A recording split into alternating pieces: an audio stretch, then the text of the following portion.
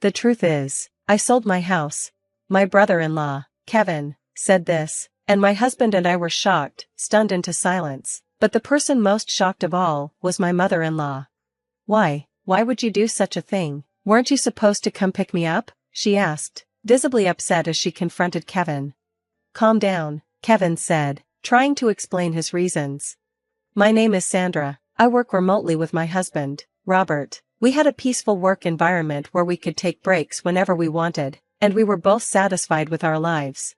But everything changed when my mother-in-law came to live with us. Financially, we were stable, so we didn't mind taking her in. However, she disapproved of our work style. Why aren't you two going out to work? She would ask, looking at us with judgment. Her words made me feel exhausted, like history was repeating itself. We explained to her multiple times that we worked remotely.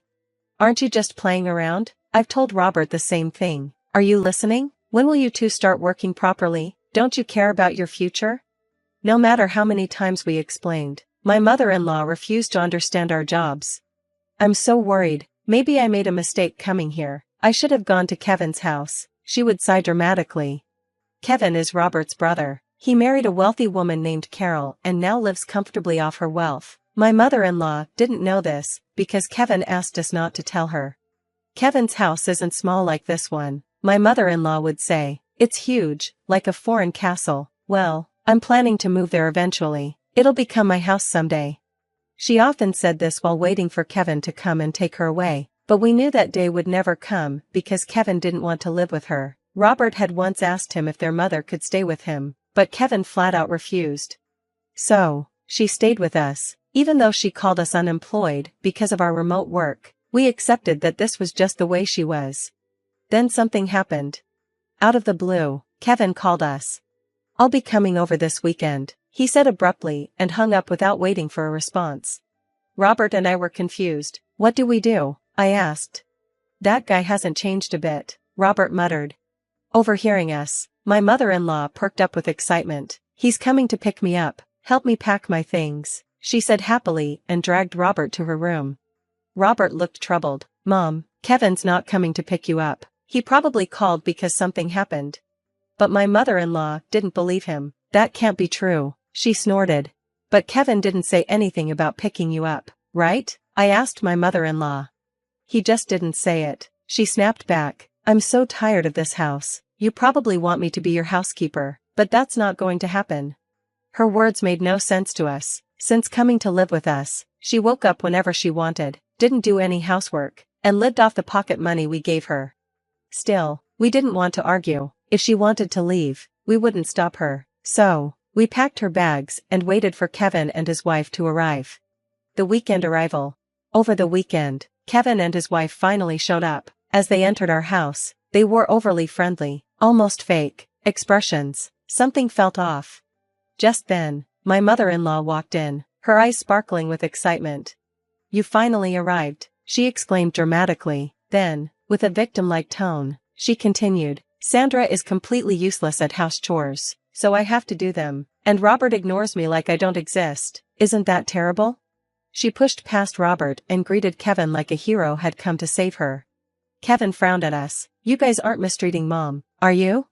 Robert sighed. Of course not. We give her an allowance. She eats what she likes, and Sandra takes care of the housework. Kevin still looked suspicious. Robert, you've always been a little clueless. You might be treating Mom badly without even realizing it, and it sounds like Sandra isn't exactly considerate. That's right, Kevin, you really understand me, my mother-in-law said, beaming. Robert and I couldn't help but scowl at the ridiculous conversation, but we stayed calm and led Kevin and his wife into the living room. Tea drama. We sat around the living room table, Robert and I on one side, Kevin and his wife on the other. Suddenly, my mother-in-law snapped. Now what are you sitting around for? Serve the tea. Huh? I thought you were going to make the tea, I said, surprised. What are you saying? Making an old woman work? She turned to Kevin, playing the victim again. You see, Kevin, Sandra is like this. To make things worse, she even started fake crying. I was so shocked by her behavior that I couldn't even respond. I silently served the tea while the couple's expressions turned serious. The truth is, we sold our house. Kevin's words shocked Robert and me, but the one most stunned was my mother-in-law.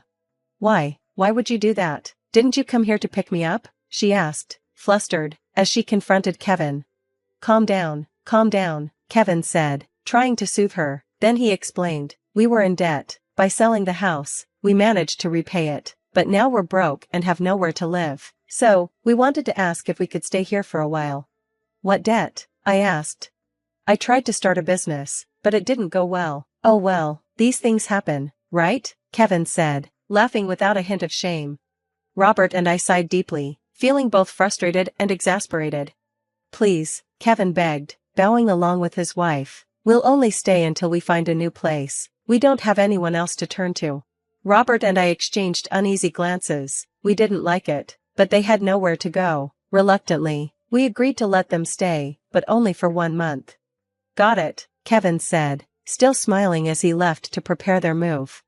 The very next day, Kevin's belongings arrived, way more than we expected. Where should we put all this stuff? Robert asked. We're in trouble. Maybe we need to sell some of it or rent a storage locker, I replied as we tried to figure it out. Just then, my mother-in-law dropped a bombshell. I've been thinking, she began, wouldn't we be more secure in the future if Kevin stayed here? So, you freeloaders can leave, can't you? Robert and I were speechless. If you insist, I can tolerate Robert staying, she continued, but I don't need a wife who can't do anything. Get a divorce, then we can use the space Sandra occupies for Kevin's stuff. Her eyes sparkled eagerly as she looked to Robert for agreement. What are you talking about? Robert replied, completely stunned. Didn't I just say that if you two aren't happy with Kevin and the rest of us, you can leave? You're basically freeloaders. You're not needed in this house, my mother-in-law snapped. You two just loaf around doing that so-called remote work while Kevin is trying to start a business. You're a nuisance, she added, acting as if it were her own house. Robert and I exchanged looks of disbelief. Kevin and Carol, who had been quiet, looked surprised at first, but then started smirking. That's actually not a bad idea, Kevin said. Mom, that's a great idea. Carol and I could just live here instead of looking for a new place. Right, Carol? Yes, Carol agreed. It's uncomfortable with you two around. It would be helpful if you sold the house to us, especially since Mom is on our side. Robert and I were stunned by their audacity. What nonsense are you talking about? Robert started angrily, but my mother-in-law interrupted him with a smug look. See, both Kevin and Carol think the same thing. So what will you do, Robert? If you get a divorce, you can stay here, she said, glaring triumphantly at me. I opened my mouth to respond, but Robert spoke first. Don't just say whatever you want. Why should Sandra have to leave? He shouted, his face red with anger. Don't yell like that, my mother-in-law retorted. It's better without a burden in the house, isn't it? Robert took a deep breath, clearly exasperated. You don't understand anything. This is Sandra's house. At his words, my mother-in-law, Kevin, and Carol gasped in shock. Robert continued, his tone firm and serious. Sandra bought this house for the two of us to live in. It's her house. What are you saying? My mother-in-law snapped. Isn't it the husband's job to buy the house? There's no such rule, Robert replied sharply. And let me remind you, Sandra is the one who pays for everything. She covers your allowance and living expenses. She chose to take on that burden because your pension is too small for you to live comfortably. Robert glared at his mother with an intense, unwavering expression, but my mother-in-law refused to believe it. She turned to me, snickering as if it were some kind of joke, still full of disbelief. Unbelievable. Sandra just plays on the computer all day. She doesn't even do housework. And wasn't my allowance coming from my pension? Otherwise, how could Sandra afford to give me $500 a month? My mother-in-law scoffed. She continued, puffing up her chest. Sandra must be managing my pension, isn't she? I'm sure she's dipping into it, no matter what you've told Robert. She glared at me with confidence. I refused to back down. That's not true. I've succeeded as a business owner. You're lying. Divorce this lying wife already, my mother-in-law shouted at Robert. You should live here with me, Kevin, and Carol. Besides, there's no proof Sandra's earning money. There is proof, I said calmly, pulling out my paycheck and holding it up for everyone to see. The room fell silent. My mother-in-law, Kevin, and Carol all stared, slack-jawed. Robert stepped in. We haven't touched a single cent of Mom's pension since she moved in. Sandra has been managing it so Mom can live independently if she ever wanted to, but instead, Mom, You've been bossing Sandra around and interfering with her work. You're the problem here. If you don't like Sandra, then you should leave." "I don't believe this," my mother-in-law muttered stubbornly. Robert turned to Kevin and Carol. "We didn't want you to live here in the first place. We only agreed because you begged us, so don't act like we owe you anything." Kevin and Carol were visibly nervous now, not used to Robert standing up to them. "We were just kidding," Kevin said awkwardly. "But hey, Sandra, you're earning a lot. Maybe you could teach us a thing or two about running a business, right, Carol?" "Yeah," Carol added, forcing a smile. "We were worried about living with you, but you seem like a good person after all." Despite their backpedaling, my mother-in-law remained defiant. "Don't act so high and mighty," she barked. "You're just a bum, Robert. You should leave too. Go outside and see how harsh this world really is." Robert sighed deeply and said, "Well, if that's how you feel, we'll pack our things and move, but you'll be stuck with the mortgage on this house. If that's okay with you, don't come crying to us later. And, Mother, without our help, even with your pension, keeping up your lifestyle will be very difficult." My mother-in-law's face turned beet red. "Get out then," she screamed. Kevin and Carol panicked. "Wait, you don't have to do that, do you? If you two are here, we'll be okay."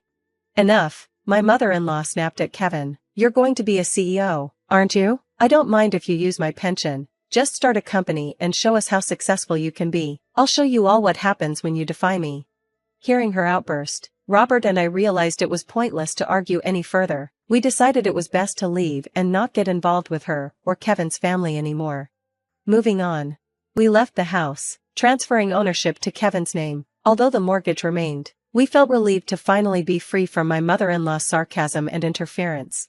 Some time passed, and while there was still a little lingering frustration from what had happened, we were able to resume our peaceful, normal lives once again. Just when we were settling into our peaceful new apartment and working from home, my husband received a call from his mother. She was sobbing uncontrollably. "Kevin took my pension and disappeared. He hasn't come back in over a week. Carol and I are all alone in this house, and we're in trouble. Please help us." My husband, trying to calm her down, asked what had happened. "I gave Kevin all of my pension to start his business," she cried, "but he spent it all on gambling. When I confronted him, he disappeared." Unable to continue through her sobbing, the phone was passed to Carol. "Please, Robert, we can't live like this," Carol pleaded. "Ever since Kevin failed his startup and sold our house, our parents disowned us. My dad won't forgive us, and we haven't been able to contact him or Mom. We don't know what to do." At this, my husband muttered with disgust. "I knew it. That's unfortunate," he said firmly, "but don't involve us. We warned you when we left, didn't we? Even if you come crying to us, we can't help. Report Kevin as missing to the police. It's none of our business." With that, he hung up the phone. I was a bit taken aback, but my husband simply said, "They got what they deserved." The aftermath. Over the following days, Carol and my mother-in-law called repeatedly, begging for help. Finally, when my husband answered in frustration, Carol admitted she didn't even know how to report someone as missing. Surprised, we told her to contact the police. For a while, Kevin remained missing, but then we heard the news. Kevin had been arrested for a bank robbery in another state. Apparently, he had committed the crime to repay his mounting debts. Worse still, it turned out this wasn't his first offense, and he was now facing significant jail time. Carol, now unable to return to her parents' home, was still living with my mother-in-law. Divorce from Kevin was probably the least of her concerns as she registered with a temp agency and struggled through her first ever job, just barely making ends meet. As for my mother-in-law, Kevin had taken every last cent of her pension. Left with no choice, she had to start working part-time to repay his debts, a harsh reality she never imagined she'd face. A lesson in consequences. While my husband and I expressed some sympathy for my mother-in-law and Carol, we remained firm in our decision to cut off communication entirely. They were now facing the harsh realities of life that my mother-in-law had so often spoken about. Meanwhile, my husband and I returned to our peaceful, fulfilling days, grateful that we had set boundaries when we did.